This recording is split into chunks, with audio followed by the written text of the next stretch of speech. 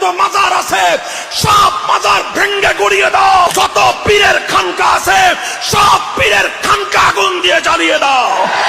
কোরআন হাদিসের সত্যিকার দলিলের বাইরে শায়েখ নামে যত ভণ্ড আছে সব ভণ্ডের আস্তানা গুড়িয়ে দাও।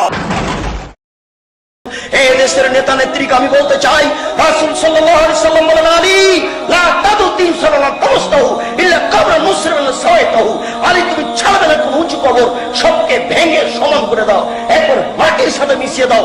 24 ঘন্টার মধ্যে বাংলাদেশে যত উঁচু কবর আছে সবকে ভেঙে সমান করে দিতে হবে। হোক না কেন শাহপরান, হোক না কেন শাহজালাল, হোক না কেন খাজা মঈনুদ্দিন চিশতি, হোক না কেন আপনার সেই গোলাপ শাহের মাজার। রাসূল আদেশ করেছে মুসলিম গ্রন্থের হাদিস। শুনুন, আল্লাহ রাসূল বলেন, আমি যত ছবি মূর্তি রয়েছে সবকে ভেঙে একাকার করে দাও। 24 ঘন্টার মধ্যে এই দেশে যত ছবি মূর্তি আছে রাস্তাঘাটে, কলেজ, বিশ্ববিদ্যালয়ে সবকে ভেঙে খান খান করে দিতে হবে, চৌচির করে দিতে হবে। ও ইমাম সাহেব, হাত তুলে দোয়া করার পরে একটু মন্দ কাজে নিষেধ করুন।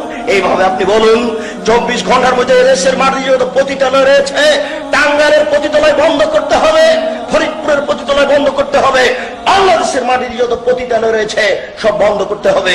24 ঘন্টার মধ্যে এই দেশের মাটির যত ব্যাংকিং ব্যবস্থা রয়েছে, সুদী ব্যাংক, সব বন্ধ করতে হবে।